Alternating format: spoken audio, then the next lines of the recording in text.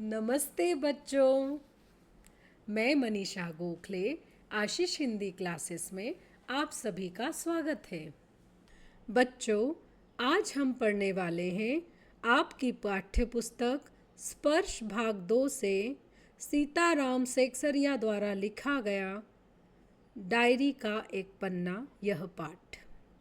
तो चलिए शुरू करते हैं। पाठ में आए नए शब्द और मुहावरों के अर्थ भी आपको वाचन में सुविधा हो, इसलिए यहाँ पर दे रही हूँ। डायरी का एक पन्ना, 26 जनवरी 1931। 26 जनवरी आज का दिन तो अमर दिन है। आज के ही दिन सारे हिंदुस्तान में स्वतंत्रता दिवस मनाया गया था और इस वर्ष भी उसकी पुनरावृत्ति थी, जिसके लिए काफ़ी तैयारियां पहले से की गई थी। गत वर्ष अपना हिस्सा बहुत साधारण था। इस वर्ष जितना अपने दे सकते थे दिया था। केवल प्रचार में 2000 रुपया खर्च किया गया था। सारे काम का भार अपने समझते थे अपने ऊपर है और इसी तरह जो कार्यकर्ता थे उनके घर जा जाकर समझाया गया था। तो बच्चों, यहाँ पर जब हमारे देश में स्वतंत्रता आंदोलन चल रहा था तो 1930 से हमारे देश की जो स्वतंत्रता सेनानी थे, जो हमारे देश के नेता थे, उन सभी ने यह निर्धारित किया था, यह डिसाइड किया था कि 26 जनवरी के दिन हम स्वतंत्रता दिवस, इंडिपेंडेंस डे मनाएंगे और अब हम अंग्रेज़ों का शासन, उनकी हुकूमत को बिल्कुल भी स्वीकार नहीं करेंगे। तो 26 जनवरी 1931 के दिन एक बार फिर सारे देश में स्वतंत्रता दिवस मनाया जा रहा था और सीताराम जी कोलकाता में रहते थे। वहाँ पर उस दिन क्या क्या हुआ इसका वर्णन उन्होंने अपनी डायरी में लिखा था, जो आपके पाठ का हिस्सा है। मतलब उनकी डायरी का एक हिस्सा आपका पाठ है ना। तो 26 जनवरी के दिन सीताराम जी लिख रहे हैं कि यह दिन बहुत अमर दिन था, यादगार था, रिमार्केबल था, क्योंकि आज के दिन सारे हिंदुस्तान में, सारे भारत में स्वतंत्रता दिवस मनाया जा रहा था।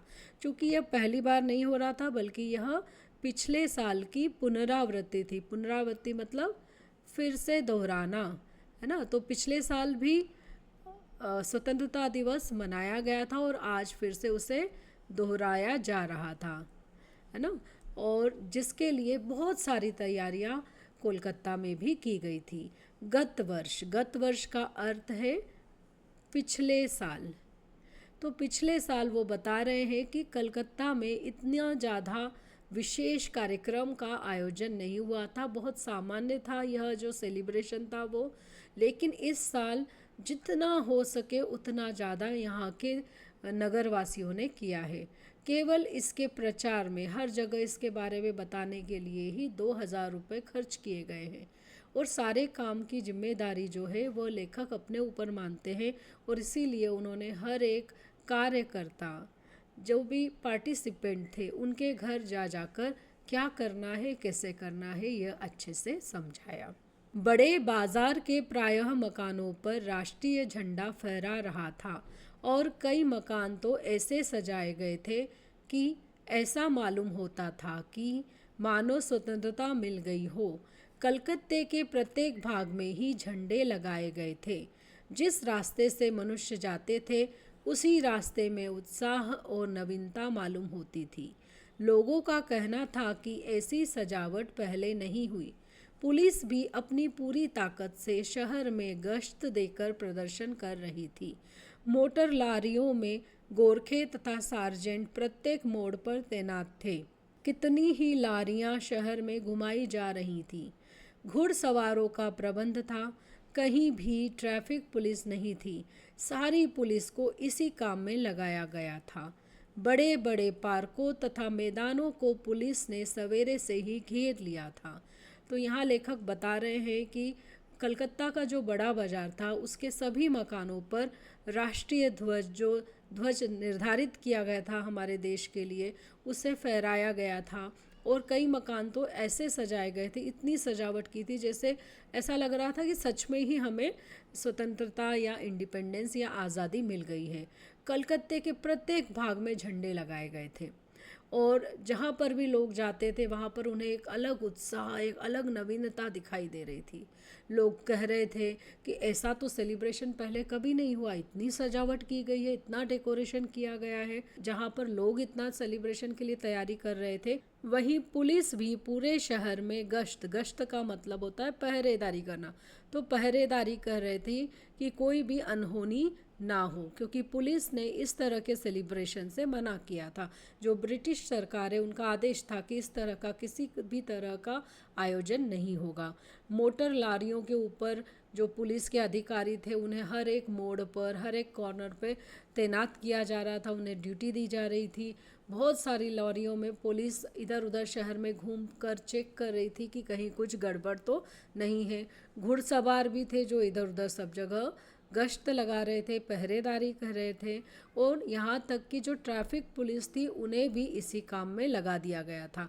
इसलिए कहीं पर भी रास्ते पर ट्रैफिक पुलिस दिखाई नहीं दे रही थी। बड़े बड़े जो पार्क थे वहाँ के, या जो मैदान थे, जो ग्राउंड थे, उन्हें भी पुलिस ने सुबह से ही चारों तरफ से घेर लिया था ताकि कोई उसमें अंदर ना जा सके। मॉन्यूमेंट के नीचे जहाँ शाम को सभा होने वाली थी, उस जगह को तो भोर में 6 बजे से ही पुलिस ने बड़ी संख्या में घेर लिया था, पर तब भी कई जगह तो भोर में ही झंडा फहराया गया। श्रद्धानंद पार्क में बंगाल प्रांतीय विद्यार्थी संघ के मंत्री अविनाश बाबू ने झंडा गाड़ा तो पुलिस ने उनको पकड़ लिया तथा लोगों को मारा या हटा दिया। तारा सुंदरी पार्क में बड़ा बाजार कांग्रेस कमेटी के युद्ध मंत्री हरिश्चंद्र सिंह झंडा फहराने गए, पर वे भीतर ना जा सके। वहाँ पर काफ़ी मारपीट हुई और 2-4 आदमियों के सिर फट गए। गुजराती सेविका संघ की ओर से जुलूस निकला जिसमें बहुत सी लड़कियां थीं, उनको गिरफ्तार कर लिया। तो यहाँ लेखक बता रहे हैं कि भले ही जो प्रोग्राम होने वाला था वह मॉन्यूमेंट के नीचे शाम के समय होने वाला था, लेकिन कई ऐसी जगह थी जहाँ पर सुबह से ही सेलिब्रेशन या कार्यक्रम होना शुरू हो गए थे या झंडा फहराना शुरू कर दिया गया था। जैसे कि वो बता रहे हैं कि मॉन्यूमेंट को सुबह 6 बजे से ही पुलिस ने बड़ी संख्या में घेर कर रखा था ताकि वहाँ कोई सभा ना हो सके। फिर भी कई जगहों पर सुबह सुबह झंडा फहराया गया, जैसे कि श्रद्धानंद पार्क में बंगाल प्रांतीय विद्यार्थी संघ के जो मंत्री थे, जो बंगाल स्टेट स्टूडेंट्स एसोसिएशन के मंत्री थे, मिनिस्टर थे अविनाश बाबू, उन्होंने जब झंडा वहाँ लगाया तो पुलिस ने उनको पकड़ लिया और उनके साथ जो लोग आए थे उन्हें मार मार कर वहाँ से हटा दिया गया। इसी तरह जब तारा सुंदरी पार्क में बड़ा बाजार कांग्रेस कमेटी के युद्ध मंत्री हरिश्चंद्र सिंह भी झंडा फहराने के लिए अंदर जाने लगे तो उन्हें अंदर नहीं जाने दिया गया। वहाँ पर पुलिस और लोगों के बीच में बहुत झगड़ा हुआ, पुलिस ने बहुत सारे लोगों को वहाँ मारा। 2-4 लोग ऐसे थे कि उनके सर पर बहुत गंभीर चोटें आईं।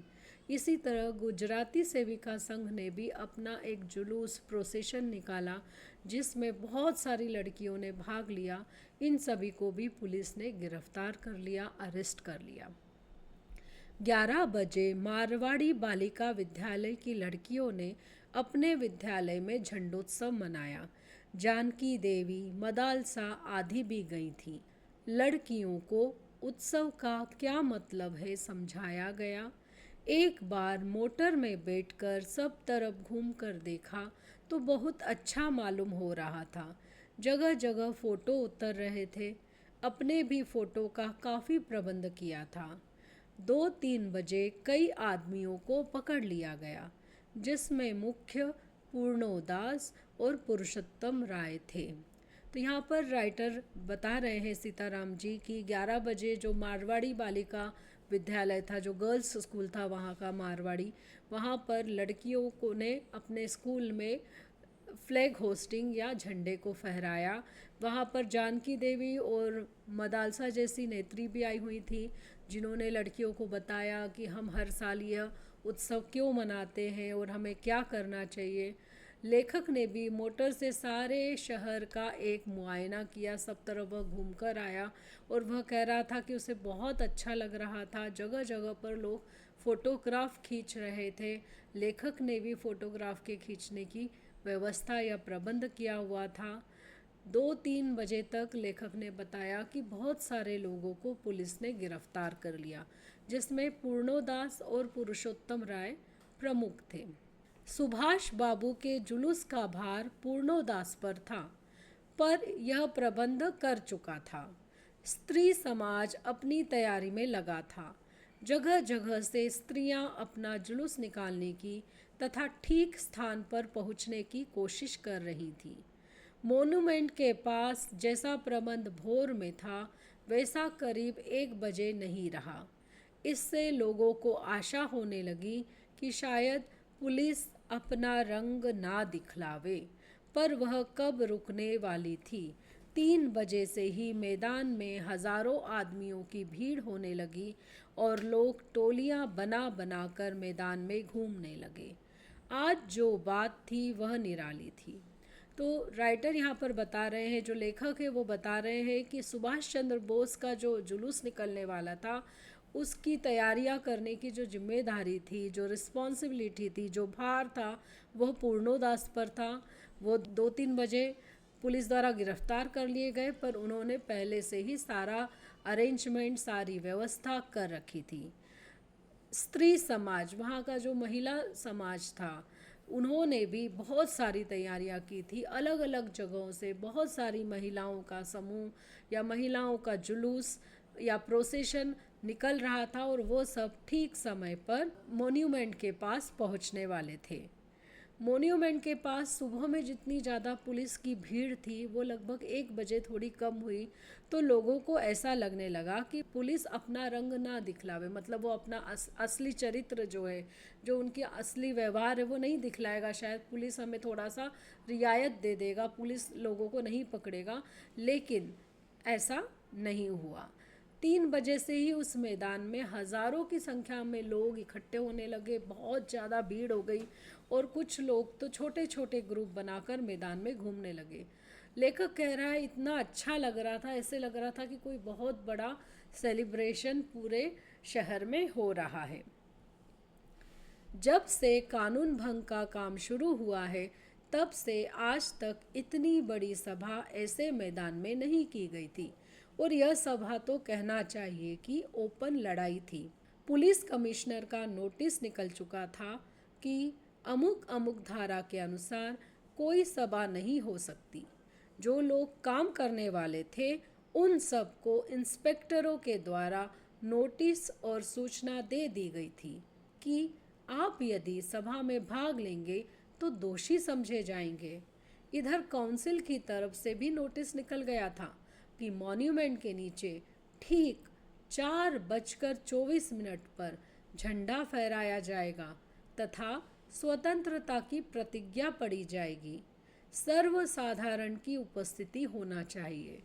खुला चैलेंज देकर ऐसी सभा पहले नहीं की गई थी। तो यहाँ पर राइटर बता रहे हैं कि जब से अंग्रेज़ों का कानून भंग करने का काम शुरू हुआ था, मतलब जब से क्रांतिकारियों ने, आंदोलनकारियों ने यह तय किया था कि वे अंग्रेज़ों के नियम कानून नहीं मानेंगे, तब से ऐसी इतनी बड़ी सभा किसी मैदान में नहीं हुई थी।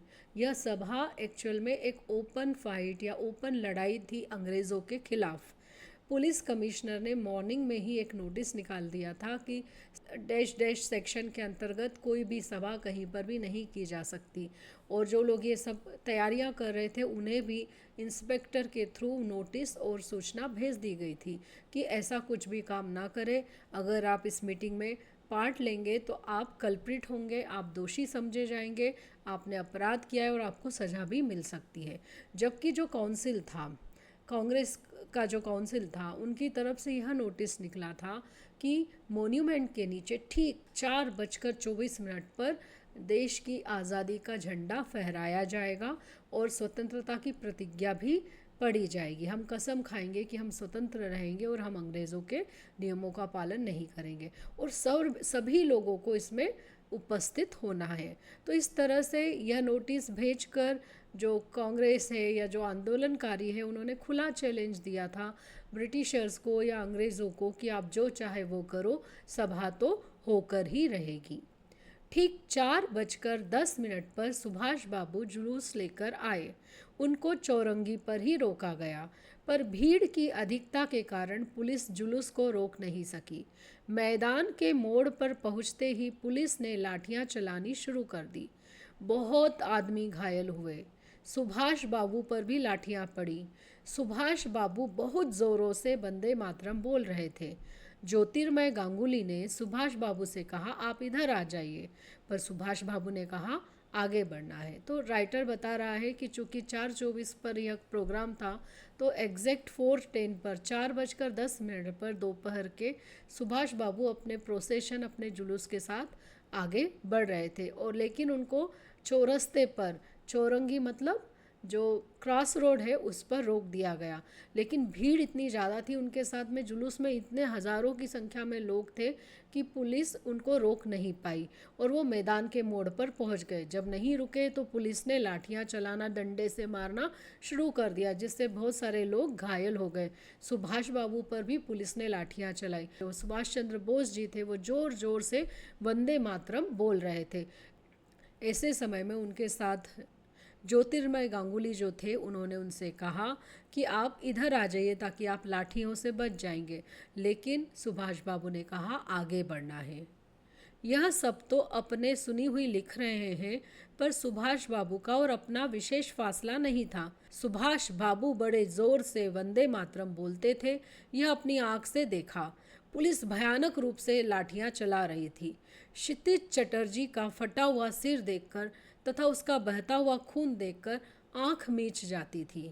इधर यह हालात हो रही थी कि उधर स्त्रियां मॉन्यूमेंट की सीढ़ियों पर चढ़ झंडा फहरा रही थी और घोषणा पढ़ रही थी। स्त्रियां बहुत बड़ी संख्या में पहुंच गई थी। प्रायः सबके पास झंडा था।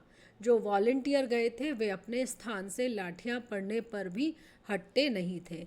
तो यहाँ पर वो बता रहा है कि अभी जो उन्होंने बताया कि ज्योतिर्मय गांगुली ने उनसे ये कहा वगैरह वगैरह, तो ये सब तो उन्होंने दूसरे लोगों से जो बात सुनी वह अपनी डायरी में लिख रहे हैं।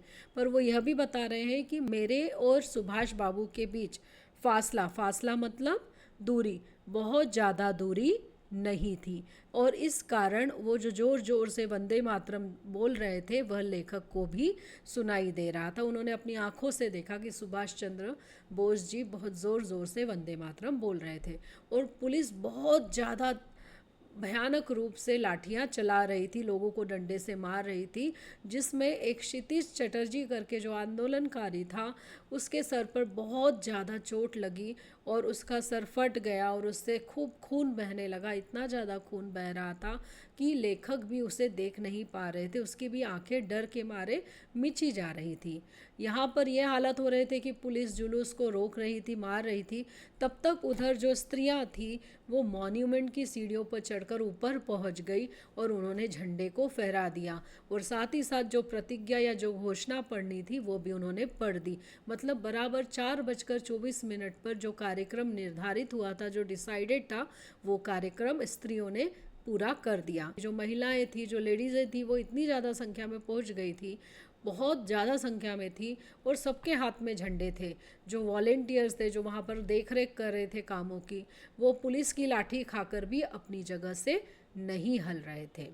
सुभाष बाबू को पकड़ लिया गया और गाड़ी में बैठाकर लाल बाजार लॉकअप में भेज दिया गया। कुछ देर बाद ही स्त्रियां जुलूस बनाकर वहां से चली। साथ में बहुत बड़ी भीड़ इकट्ठी हो गई। बीच में पुलिस कुछ ठंडी पड़ी थी। उसने फिर डंडे चलाने शुरू कर दिए। अब की बार भीड़ ज़्यादा होने के कारण बहुत आदमी घायल हुए। धर्म तल्ले के मोड़ पर आकर जुलूस टूट गया और करीब 50-60 स्त्रियां वहीं मोड़ पर बैठ गई। पुलिस ने उनको पकड़कर लाल बाजार भेज दिया। स्त्रियों का एक भाग आगे बढ़ा, जिसका नेतृत्व विमल प्रतिभा कर रही थी। उनको बहु बाजार के मोड़ पर रोका गया और वे वहीं मोड़ पर बैठ गई। आसपास बहुत बड़ी भीड़ इकट्ठी हो गई, जिस पर पुलिस बीच बीच में लाठी चलाती थी।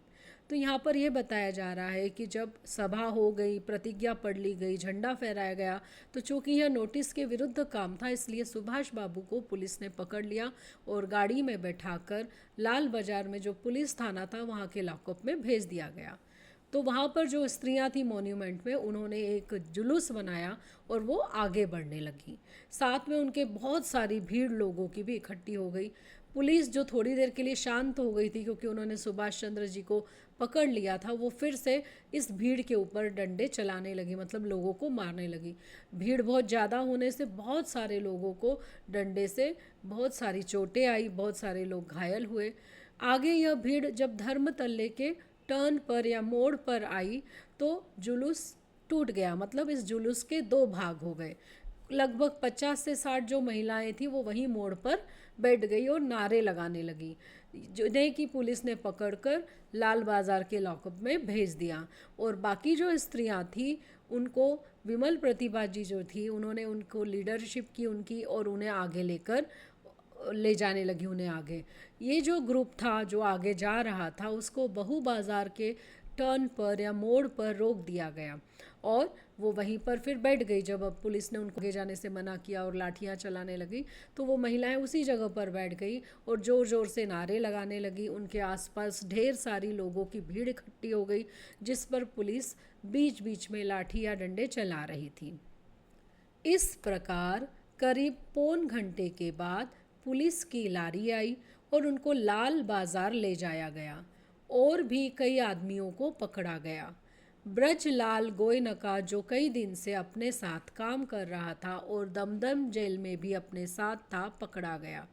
पहले तो वह झंडा लेकर वंदे मातरम बोलता हुआ मोनूमेंट की ओर इतने जोर से दौड़ा कि अपने आप ही गिर पड़ा और उसे एक अंग्रेजी घुड़सवार ने लाठी मारी, फिर पकड़कर कुछ दूर ले जाने के बाद छोड़ दिया।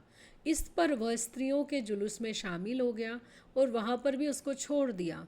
तब वह 200 आदमियों का जुलूस बनाकर लाल बाजार गया और वहां पर गिरफ्तार हो गया। तो यहाँ पर राइटर बता रहे हैं कि जब बहू बाजार के मोड़ पर महिलाएं बैठी हुई थी और ढेर सारी भीड़ इकट्ठी थी, तो लगभग 45 मिनट्स बाद, पौन घंटे बाद, पुलिस की लारी आई और उन सभी महिलाओं को पकड़कर लाल बाजार ले जाया गया। और भी बहुत सारे लोगों को, पुरुषों को भी पकड़ा गया, आदमियों को भी पकड़ा गया। लेखक बता रहे हैं कि उनका एक और साथी था ब्रजलाल गोयनका, जो कई दिन पहले से उनके साथ काम कर रहा था, स्वतंत्रता आंदोलन में भाग ले रहा था और इसी के चलते वह लेखक के साथ दमदम जेल में भी कैद हुआ था। वह भी आखिरी में पकड़ा गया। पहले यह ब्रजलाल एक झंडा लेकर वंदे मातरम बोलता हुआ मॉन्यूमेंट की ओर तेजी से दौड़ रहा था। दौड़ते दौड़ते वो अपने आप गिर गया और उसे एक अंग्रेजी घुड़सवार, मतलब पुलिस ने, अंग्रेज के पुलिस अफसर ने लाठी मारी और उसे पकड़कर दूर तक ले गया। फिर उसने छोड़ दिया कि अब ये ऐसी गड़बड़ नहीं करेगा। पर बाद में वह ब्रजलाल जी स्त्रियों के जुलूस में भी शामिल हो गए और वहाँ पर भी महिलाओं को तो पकड़ा गया पर उन्हें छोड़ दिया गया।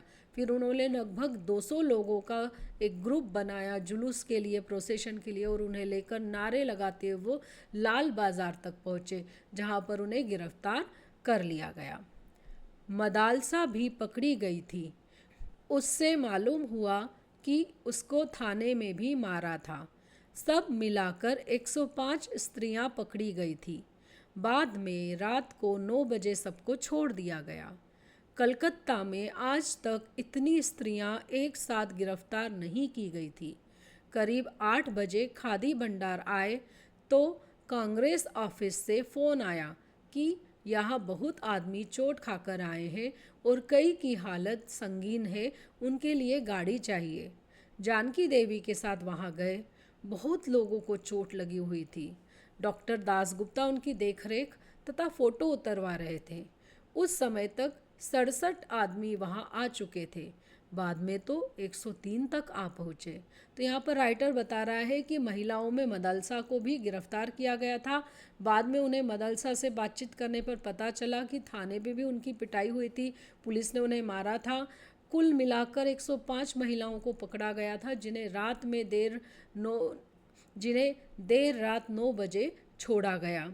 कलकत्ता में आज तक राइटर बता रहे हैं कि इतनी सारी महिलाओं ने ना तो आंदोलन में भाग लिया, ना ही इतनी बड़ी संख्या में महिलाएं गिरफ्तार की गई थी।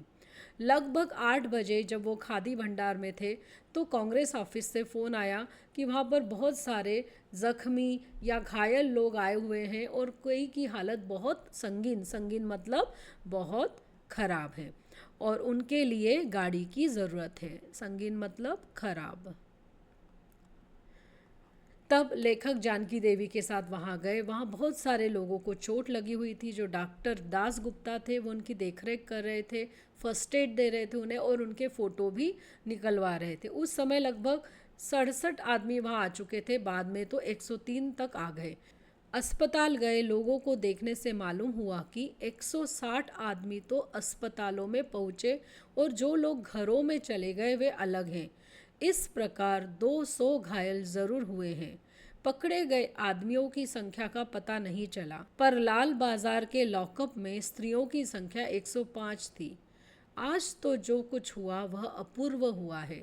बंगाल के नाम या कलकत्ता के नाम पर कलंक था कि यहाँ काम नहीं हो रहा है, वह आज बहुत अंश में धुल गया और लोग सोचने लग गए कि यहाँ भी बहुत सा काम हो सकता है। तो यहाँ राइटर बता रहे हैं कि जब उन घायल लोगों को लेकर अस्पताल ले जाया गया, वहाँ जाकर उन्हें पता चला कि 160 आदमी अस्पताल पहुँचे हैं और जो लोग फर्स्ट एड करके या प्रारंभिक इलाज कर कर घर पहुँच गए हैं वो तो अलग है। इस तरह से लगभग इस सभा में जो अंग्रेज़ों की या अंग्रेज़ पुलिस के द्वारा जो पिटाई की गई उसमें लगभग 200 लोग घायल हुए हैं। पकड़े गए हुए आदमियों की संख्या का पता नहीं चला, पर लाल बाज़ार में जो महिलाओं को गिरफ्तार किया गया था उनकी संख्या 105 पता चली। तो लेखक कह रहे हैं कि आज जो कलकत्ता में यह कार्य हुआ है देश की आज़ादी के लिए, जो आज सभी लोगों ने मिलजुल कर, जिसमें महिलाओं ने भी बड़ा योगदान दिया है, जो कार्य किया है वह अपूर्व है। मतलब इतना अच्छा कार्य इससे पहले कभी नहीं हुआ, बहुत अच्छा कार्य हुआ है। और जो पिछले साल बंगाल में या कलकत्ता में कुछ भी नहीं हुआ था, कोई सेलिब्रेशन खास नहीं हुआ था, तो एक कलंक, एक धब्बा लग गया था कि बंगाल के लोग तो कुछ कर ही नहीं रहे देश की आज़ादी के लिए। तो लेखक को लग रहा था कि आज जो कुछ हुआ है उससे ये जो धब्बा है वो काफ़ी धुल गया होगा। अब देश के लोगों को यह पता चल गया होगा कि बंगाल के लोग भी देश की आज़ादी में बढ़ चढ़कर भाग ले रहे हैं और वहाँ पर भी बहुत काम हो रहा है। अगले वीडियो में इस पाठ से संबंधित प्रश्नोत्तर लेकर फिर हाजिर होंगी। तब तक के लिए धन्यवाद।